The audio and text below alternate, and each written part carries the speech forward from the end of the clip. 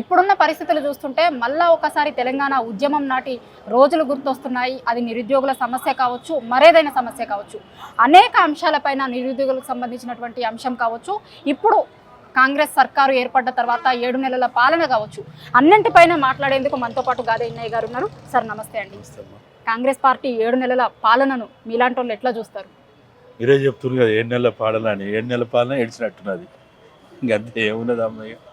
రైతు చూస్తున్నాం కదా, ప్రతి ఒక్కరు రోడ్డు ఎక్కిండ్రు, స్కూళ్ళు తెరిచిండ్రు. స్కూళ్ళ పరిస్థితి ఏముంది ఎట్లుందో తెలుసు. లోని కార్త అయిపోయింది, మృగశిర కార్త అయిపోయింది. రైతులు ఇప్పటికీ విత్తనాల సమస్య, ఎరువుల సమస్య, పెట్టుబడుల సమస్య, వాళ్ళ రైతుల పరిస్థితి అది.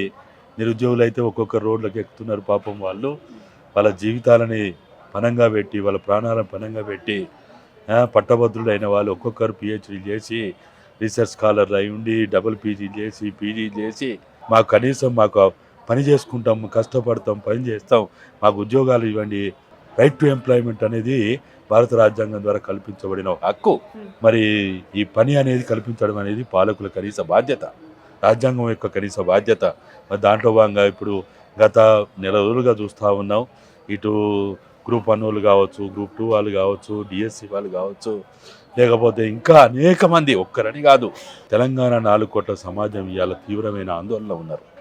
ఇక ఇంత ఆందోళన గురించి మనం ఎంత మాట్లాడుకున్నా నిజంగా అది కొన్ని గంటలు చెప్పుకున్నా సరిపోదు. ఈ పరిస్థితులలో నిబ్బరంగా అందరం కూడా నిబ్బరంగా ఉండి, ఏమాత్రం కూడా మనం భయాందోళన గురి కాకుండా, నిరాశకు గురి కాకుండా, నేను పదే అందరికి చెప్తున్నది ఒకటే, నిరుద్యోగ పట్టభద్రులైన ఉద్యోగులారా, మీరు ఉద్యోగులే, మీరు ఏమి నిరుద్యోగులు కాదు.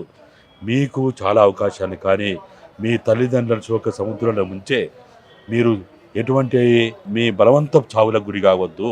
మీకు బతుకుంటే మీరు ఏమైనా చేయగలుగుతారు, కానీ మీరు ఫ్రస్ట్రేషన్ పోతున్నారు. వాళ్ళని చూస్తుంటే, ఈ మధ్యకాలంలో నా దగ్గరకు వచ్చిన వాళ్ళని చూస్తుంటే అసలు వాళ్ళ ఆందోళన, వాళ్ళ బాధ, వాళ్ళ ఉక్రోషము, వాళ్ళ ఏడుపులు అసలు మనం వర్ణించలేకపోతున్నాం. వాళ్ళ తల్లిదండ్రుల కాలు మొక్కినో లేదో కానీ కాళ్ళ ఎల్ల పట్టుకొని తిరుగుతున్నారు వాళ్ళు. మరి ఇటువంటి పరిస్థితి రావడం చాలా బాధాకరమైంది. ఏ మార్పుకైతే సంకేతంగా ఈ పాలన ఉంటుంది అనుకుంటామో, ఏ మార్పునైతే ఆశించి తీసుకొచ్చుకున్నారో, వాళ్ళు ఇలా ఇటువంటి పరిస్థితి వస్తాయని వాళ్ళు ఎప్పుడు ఊహించారు. కానీ నిరుద్యోగులను కొంతమంది రెచ్చగొడుతున్నారు. ప్రభుత్వం కుదురుకుంటానికి కొంచెం టైం కావాల్సి వస్తుంది అని ప్రభుత్వ వర్గాల నుంచి కొంతమంది చెప్తున్నటువంటి వాదన, దాన్ని ఎట్లా చూస్తారు మీరు? అమ్మా, ఇది ఎక్కడైనా ఏడుపుకుంటాడు, ఏడుతూనే ఉంటాడు. రైతులు ఉద్యమాలు చేస్తే, పోరాటాలు చేస్తే, ప్రధానమంత్రి గారు రైతు పోరాటం వెనుక ఖలిస్తానీలు ఉన్నారు, నక్సలైట్లు ఉన్నారు, మావోయిస్ట్ పార్టీ ఉన్నది, ఇంకా దేశద్రోహులు ఉన్నారని మాట్లాడలేదా? ఇవి ఎక్కడైనా ఉంటాయమ్మా. తెలంగాణ ఉద్యమం ప్రారంభించినప్పుడు మీకు తెలుసో లేదో, మీరు చిన్నోళ్ళు అయి ఉంటారు, మమ్మల్ని కూడా గట్లే అన్నారు. మేము 97లో ప్రారంభిస్తే 90 నుంచి మొదలుకుంటే 2014 దాకా తిట్టకుండా, చేయని అబాండా లేకుండా, ఆఖరికి మా కుటుంబ సభ్యులను కూడా కిడ్నాప్లకు గురి చేసి ఎన్నెన్నో చేసిండ్రు. మా ఉద్యమం అంటే, పోరాటాలంటే ఈ నిందలు తప్పవు, అపవాదులు తప్పవు, ఇటువంటి దుష్ప్రచారం తప్పదమ్మా. ఇవన్నీ ఉంటాయి, లేకుండా ఎట్లుంటుంది? ఓ మంచి పని చేస్తున్నప్పుడు ఇప్పుడు ఎప్పుడైనా చూడండి అమ్మా, మీరు కాసిన చెట్టుకు రాలేస్తారా, కాయం చెట్టుకు రాలేస్తారా? పాలిచ్చే బర్రె కాడకు పోయి పాలు పిండుతారా, పాలు చేయని బర్రె కాడకు పోయి పాలు పిండుతారా? పని చేస్తున్నప్పుడే, ఉద్యమాలు చేస్తున్నప్పుడే, పోరాటాలు చేస్తున్నప్పుడు ఇటువంటి అన్నీ వస్తాయి. మన మనసుకు తెలుసు ఏది ధర్మమో, ఏది న్యాయమో, ఏది తప్పో, ఏది ఒప్పో మనం చేసే. అమ్మా, ఇప్పుడు మన ఊళ్ళలో పెద్దోళ్ళు చెప్తారు, మన తల్లిదండ్రులు, మన ముసలోళ్ళు, మన అవ్వలు, మన అమ్మమ్మలు, నానమ్మలు చెప్తారు, బిడ్డ కనడం కాదురా గొప్పతనం, కానీ పెంచడం గొప్పతనం. పిల్లల్ని సక్రమైన పద్ధతుల్లో రక్షణతోటి వాళ్ళకి అన్ని అవసరాలు తీర్చుకుంటూ పెంచడం గొప్పతనరా. ఒకవేళ నీకు శాత కాకపోతే నువ్వు పెట్టలేకపోతున్నావు, నీకు శాత అయితే లేదు, అరే వాళ్ళు ఎక్కడైనా పోయి అడక్క తినైనా బతకని రాని వాళ్ళు అంటారు పెద్దోళ్ళు. ప్రభుత్వం వీళ్ళ మాట వింటలేదు, వీళ్ళు తిరగని చోట్లేదు, తొక్కని గడపలేదు. వాళ్ళు మంత్రుల దగ్గర పోయిండు, ఎమ్మెల్యేల దగ్గర పోయిండు, ముఖ్యమంత్రి ఇంటికి పోయిండు, ఆఫీసర్ల దగ్గర పోయినా, అన్ని పోయిండు. ఎక్కడికి పోయినా కానీ, ఎక్కడ మొరపెట్టుకున్నా వాడు మొర వినటోళ్ళు లేడు. వినప్పుడు ఏం చేయాలమ్మా? అందరి దగ్గర పోరా? అరే ఎవరి దగ్గర పోతే నీకేందయా? నువ్వు అట్లా పోయే పరిస్థితి ఎవరు చేసిండ్రు? పోయే పరిస్థితిని కల్పించింది ఎవరు? పోవడానికి కారకులు ఎవరు? నువ్వే కదా. అవునా? ఇప్పుడు నువ్వు ఎవ్వరి దగ్గర పోవద్దు, నువ్వు పిలిస్తే నీ దగ్గర రాకపోతే, నీతో చర్చలు చేయకపోతే అప్పుడు మాట్లాడాలా. మేము పిలిచినా వస్తలేరు, టైం పెట్టినా వస్తలేరు, మేము ఒక కమిటీని ఏర్పాటు చేసిన కమిటీ దగ్గరికి పోతలేరు అని అప్పుడు మాట్లాడాలా. అమ్మాయి దిక్కుమాలిన మాటలకి మనం దాని గురించి మాట్లాడుకోవడం, ఆలోచించడం మన టైం వేస్ట్. మీరు ఇందాక ఉద్యమం గురించి సబ్జెక్ట్ తీసినారు కాబట్టి అడుగుతున్నా. మళ్ళీ మొన్న ఒక్కసారి టీజీపీఎస్సీ దగ్గర పరిస్థితులు చూస్తే ఉద్యమం నాటి రోజులు గుర్తొచ్చినట్లుగా కనిపిస్తున్నాయి. అట్లనే అనిపించిందా మీకు కూడా? మా ఖచ్చితంగా ఉంటుంది. స్పార్టకస్ కాలం నుంచి ఇదే జరుగుతున్నది. ఏ ఉద్యమం లేకుండా, ఏ పోరాటం లేకుండా మన రాజ్యాంగమే రాలే. బ్రిటిష్ వాడు ఉత్తానే పోయిండా అమ్మ? భగత్ సింగ్ లాంటి వాళ్ళు ఉరికంబాన్ని ముద్దాడకపోతే, జలియన్ వాలా బాగు లేకపోతే, ఎన్నో రకాల ఉద్యమాలు పోరాటాలు లేకపోతే ఉత్తానే వచ్చినాయా? తెలంగాణ ఉత్తానే వచ్చిందా అమ్మ? 2000 పైగా అమ్మా అనే పిలుపుని నోచుకోకుండా మీలాంటి యువత కోసం, మీలాంటి వాళ్ళ కోసం వాళ్ళ అమూల్యమైన ప్రాణాలు అర్పించారు. వాళ్ళ కుటుంబం కోసం కాదు, ఏ పార్టీ కోసం, ఏ జెండా కోసం, ఏ నాయకుడి కోసమో కాదు. నా తల్లి తెలంగాణ, నా తల్లి తెలంగాణని, నా తల్లి సంఖ్యలను విముక్తి చేయాలి. నా తల్లిని నడి బజార్లో అంగ వివస్త్రని చేసి అమ్ముకుంటుందని దాన్ని చూడలేక, భరించలేక వాళ్ళు అనన్య త్యాగాలు చేసిండమ్మా. ఉత్తనే రాలే. తెలంగాణ ఉత్తనే వచ్చిందా? మంత్రాలకు చింతకాలు రాలవమ్మా. 2 రాష్ట్రాలకు సంబంధించినటువంటి సీఎంల కలయికని ఎట్లా చూస్తారు మీరు? అంటే 2 రాష్ట్రాల సీఎంలుగా కలిస్తే ఇబ్బంది ఏం లేదు, కానీ చంద్రబాబు నాయుడు ఒక కీలకమైనటువంటి వ్యాఖ్య చేశారు దీంతో. మొన్న 2 రాష్ట్రాలకు సంబంధించినటువంటి సీఎంలు కలిసిన తర్వాత నెక్స్ట్ డే రోజు వాళ్ళ పార్టీ కార్యకర్తలతో మాట్లాడుతున్నప్పుడు 2 రాష్ట్రాలు 2 కళ్ళు అనేటువంటి సిద్ధాంతాన్ని మళ్ళొకసారి తెర మీదకి తీసుకొచ్చేటువంటి ప్రయత్నం చంద్రబాబు నాయుడు చేస్తున్నట్లుగా కనిపిస్తుంది. ఎట్లా చూస్తారు మీరు ఇద్దరు కలయికని? మా ఇదంతా కూడా ప్రీ ప్లాన్ అరేంజ్డ్ ఒక సినిమా సెట్టింగ్. అది సినిమా సెట్టింగ్లో ఏముంటుందమ్మా? నిర్మాత, దర్శకుడు, ప్రొడ్యూసర్ అన్ని రెడీగా ఉంటారు. దీంట్లో నిర్మాత ఎవడు, దర్శకుడు ఎవడు, ప్రొడ్యూసర్ ఎవడు మనకు తెలియదా? అంటే మీరు ఎవరు అనుకుంటున్నారు? నిర్మాత ఎవరు, ఈ మీటింగ్ కి దర్శకుడు ఎవరు, ప్రొడ్యూసర్ ఏం లేదు. అమిత్ షా, మోడీలు, ఎవరు లేడు దీంట్లో. వీళ్ళిద్దరిలో మనం అదే అడుగుతున్నా. ఇది 2 రాష్ట్రాల ముఖ్యమంత్రుల్ని, మీలో హీరో ఎవడో విలన్ ఎవడో మాకు చెప్పండి అని అడుగుతున్నా నేను. హీరో చంద్రబాబా, విలన్ రేవంత్ రెడ్డా? లేకపోతే రేవంత్ రెడ్డి హీరోనా, చంద్రబాబు విలనా? అది తేలాలి. ఇప్పుడు తేలాల్సింది వేరే ఏం లేదమ్మా. ఇదంతా వెల్ అరేంజ్డ్ ఒక సినిమా సెట్టింగ్ అమ్మా. దీనికి చాలా రోజులుగా లవ్ లెటర్లు రాసుకున్నారు, వాళ్ళ చేసుకోవాలని ఏర్పాటు చేసిండ్రు, అన్ని చేసిండ్రు. అక్కడ చేసిండు. ఏముందమ్మా అక్కడ? అదేమన్నా మీటింగా? ఏమున్నది అక్కడ మీటింగు? ఏదన్నా ఏజెండా ఉందా? ఒక చర్చ జరిగిందా? ఏం జరిగిందమ్మా? విభజన చట్టంలో ఉన్నటువంటి హామీలు అమలేని ఏంటి, అమలు కాని ఏంటి, పరిష్కారం ఏంటి, పరిష్కారం కాని ఏంటి అసలు వాళ్ళకి తెలుసా? విభజన ఒప్పంద చట్టాన్ని వ్యతిరేకించిన వాళ్ళు వీళ్ళిద్దరు కూడా విభజన ఒప్పంద చట్టాన్ని వ్యతిరేకించిన పార్టీలో ఉన్నవాళ్ళు వీళ్ళు.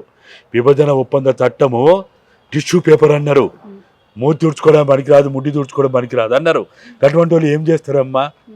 ఇదంతా ఉత్తదేనమ్మా, తూతూ మాత్రం. మనకు బుద్ధి లేక, మనకు అవగాహన లేక, తెలంగాణ వాళ్ళు అనుకున్న వాళ్ళకి మనకి సోయి లేక మనం ఇవన్నీ. కానీ ఏముందమ్మా, 2 కళ్ళ సిద్ధాంతం ఎప్పుడో ఫెయిల్ అయిపోయింది. ఆయన 2001 నుంచి 2 కళ్ళ సిద్ధాంతం చెప్పిండు. 2001లో 2 కళ్ళ సిద్ధాంతం చెప్పి దాన్ని ప్రజలు తిరస్కరించిండు, దాన్ని పాత్ర పెట్టిండు. 2018లో తెలంగాణ వచ్చిన తర్వాత మహాకూటమి పేరుతోటి కాంగ్రెస్ పార్టీ, టీడీపీ, కమ్యూనిస్టులు, టీజేఎస్ అందరు కలిసి పొత్తు పెట్టుకుంటే కూడా ఏమైంది మనం చూడలేదా? 2018లో ఏమైందో? టీడీపీ తోటి ఎవ్వడు పొత్తు పెట్టుకున్నా, ఎవ్వడు సన్నిహితంగా ఉన్నా వాడు పాత్ర పెట్టబడతాడు అని ప్రజలు ఇప్పటికే చాలాసార్లు నిరూపించిండ్రు. కాబట్టి అదొక భస్మాసురం అమ్మా. టీడీపీ అనేది ఒక భస్మాసుర అస్త్రం. ఇది దాన్ని ఎవ్వడు చేయించినా, ఎవరు కవలించుకున్నా వాడు మటాష్ అయిపోతాడు, వాడు బయటికి రాడిగా. మనం చూస్తాం కాంగ్రెస్ దేనికి పనికి రాకుండా అయింది, కమ్యూనిస్టులు దేనికి పనికి రాకుండా అయిండు, బీజేపీ దేనికి పనికి రాకుండా అయిపోయింది. ఆఖరికి తెలంగాణ ఉద్యమం పేరుతోటి 2004లో 24 సీట్లు తెచ్చుకుంటే 2009లో 12 సీట్లు కూడా రాలే. చంద్రబాబు టీడీపీ పార్టీతో ఎవ్వడు ఆలింగనం చేసినా, ఎవ్వడు చేయించినా వాడు అటే పోతాడు టాడిగా. 2 కళ్ళ సిద్ధాంతం తెలంగాణ 4 కోట్ల ప్రజలు ఎప్పుడో తిరస్కరించిండు. అది ఇక్కడ చెల్లుబాటు కాదు. కానీ వాళ్ళు పగటి కళ్ళుగా అంటున్నారు, వాళ్ళ కోరికతో ఉన్నారు, ఆశతో ఉన్నారు. మీరు అన్నట్టు ఇటువంటి ప్రయత్నాలు అన్ని చేస్తారమ్మా. కానీ తెలంగాణ గడ్డ మామూలు గడ్డ కాదు. బ్రిటిష్ వాడు 13 సార్లు దండయాత్ర చేసినా ఈ గడ్డ మీద కాలు పెట్టలేకపోయిండు. సూర్యుడు అస్తమించని సామ్రాజ్యానికి ఏలిన బ్రిటిష్ వాడు ఇక్కడ గడ్డ మీద కాలు పెట్టలేకపోయిండు. నిజాం సుమారు అన్ని సంవత్సరాలు పాలన చేసినా గాని ఆఖరికి బతుకు జీవుడా అంటూ ప్రాణాలను అరచేతులు పెట్టుకొని ఈ గడ్డ తిరుగుబాటుని తట్టుకోలేక పారిపోయిండు. నిజాం ముందు, బ్రిటిష్ వాళ్ళ ముందు వీళ్ళెంతమ్మా బచ్చగాని వీళ్ళెంతమ్మా నిజాం కాలి కోటికి సరిపోరు వీళ్ళు. నిజాము బ్రిటిష్ నియంత్రణనే ఎదిరించిన గడ్డ ఇది వీళ్ళెంతమ్మా వీళ్ళు అని మీలంటూ చెప్పండి. నిజంగా మార్పు అనే ట్యాగ్ లైన్తో వచ్చిన కాంగ్రెస్ పార్టీ, అధికారంలోకి వచ్చిన కాంగ్రెస్ పార్టీ నిజంగా మార్పు చూపిస్తుందా? మార్పు కనిపిస్తుందా మీకు? ఏ మార్పు అమ్మ? మార్పు రెండు రకాలు ఉంటుంది. పురోగమన మార్పు ఉంటుంది, తిరోగమన మార్పు ఉంటుంది. అది ఎటైనా పోవచ్చు. అది ఎటుపోయినా అది మార్పే. మీరేమనుకుంటున్నారు? పురోగమన మార్పు ఉందా, ఇప్పుడు తిరోగమన మార్పు ఉందా?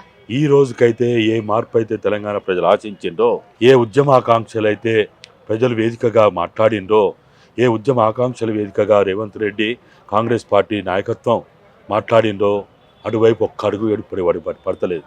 అమరవీరుల ఆశయాలు వాళ్ళు చెప్పిన 6 గ్యారెంటీల్లో ఉన్న 6 గ్యారెంటీల్లో రూపంలో ఉన్న 13 గ్యారెంటీలో ఒక్కటి కూడా చేయలేదు. కాబట్టి అమ్మాయి ఇప్పుడు ఏమైపోయిందంటే, నా దృష్టిలో ఈరోజు తెలంగాణని సర్వనాశనం చేయడానికి కుట్రలు కుతంత్రాలు చేసి మరోసారి ఈ తెలంగాణ తల్లిని నడి బజార్లో అంగట్లో సరుకు చేయడానికి ప్రయత్నం చేస్తున్నా తెలంగాణేతర దోపిడీదారులని వాళ్ళ పట్ల మనం అప్రమత్తంగా ఉండాలి. రేవంత్ రెడ్డి అమ్మ బచ్చగాడు, ఆయన గురించి ఏందమ్మా? ఆయనతోటి ఏమవుతుంది? ఏం కాదమ్మా. వీళ్ళు ఎప్పుడైనా మనోళ్ళు, వాళ్ళు తెలంగాణ వాళ్ళు, వాళ్ళని ఎప్పటికైనా మెడబట్టి కాలు బట్టి రెక్కలు బట్టి గుంజుకొచ్చి నీ సంగతుత్తం బిడ్డ అనొచ్చు. కానీ నక్క వేషంలో ఉన్న పక్కల బల్యంలాగా ఉన్న ఆ శత్రువు గురించి మనం ఈరోజు మాట్లాడుకోకపోతే ఆ దృష్టి అయితే చాలా ప్రమాదం పొంచి ఉన్నది. మీరు చూడండి, రానున్న రోజుల్లో నెలకి వారం రోజులు చంద్రబాబు నాయుడు హైదరాబాద్ గడ్డమించే ఆయన పరిపాలన చేస్తాడు. ప్రమాదం మామూలు స్థాయిలో లేదు, భయంకరమైన మనము పాముని చంపడానికి దెబ్బ కొట్టినాం, పాము జాలే. ఈరోజు మనం ఏదైతే టీడీపీనో తెలంగాణ వ్యతిరేకించిన వాళ్ళనో దెబ్బ కొట్టాం, చంపలే వాళ్ళు ఈరోజు పవర్ తోటి మళ్ళీ మనం ఇదికు రాబోతున్నారు. వాళ్ళకి మజిల్ పవర్ ఉంది, మైండ్ పవర్ ఉంది, మనీ పవర్ ఉంది, దాంతో రాబోతున్నారు. చాలా ప్రమత్తంగా ఉండాలి. ఇప్పుడు కనుక మనం అజాగ్రత్తగా ఉంటే రానున్న రోజుల్లో తెలంగాణకు తీవ్రమైన ద్రోహం చేసిన వాళ్ళం అవుతాం. తెలంగాణ తల్లిని మనం మళ్ళా బానిస సంఖ్యలు వేస్తుంటే కళ్ళప్పగించి చూడాల్సిన పరిస్థితి వస్తుంది. కాబట్టి ఈరోజు భేషజాలు బంద్ చేసి అన్ని పక్కన పెట్టి తెలంగాణ రాష్ట్ర సాధనకి ఎట్లనైతే మనందరం పార్టీలని, జెండాలని, భేషజాలని పక్కన పెట్టి మనందరం ఐక్యమైన కులాలని, మతాలని ఐక్యమైనవో ఈరోజు మళ్ళా ఐక్యం కావాల్సిన అవసరం ఉంది. Thank you sir. తెలంగాణ ఉద్యమంలో ఏ విధంగా అయితే ఎట్లాంటి నిర్బంధాలను అయితే చూసామో, మళ్ళీ ఇప్పుడు నిరుద్యోగుల విషయంలో ప్రభుత్వం అనుసరిస్తున్నటువంటి వైఖరి అట్లాంటి నిర్బంధాలనే గుర్తుకు చేస్తుంది అనేటువంటిది గాదయ్య గారు చెప్తున్నారు. అదేవిధంగా చంద్రబాబు నాయుడు మళ్ళీ ఒక్కసారి తెలంగాణ మీదికి వచ్చేటువంటి అవకాశం కనిపిస్తుంది. కాబట్టి తెలంగాణ ప్రజలందరూ అప్రమత్తంగా ఉండాల్సినటువంటి అవసరం ఉందని కూడా చెప్తున్నారు.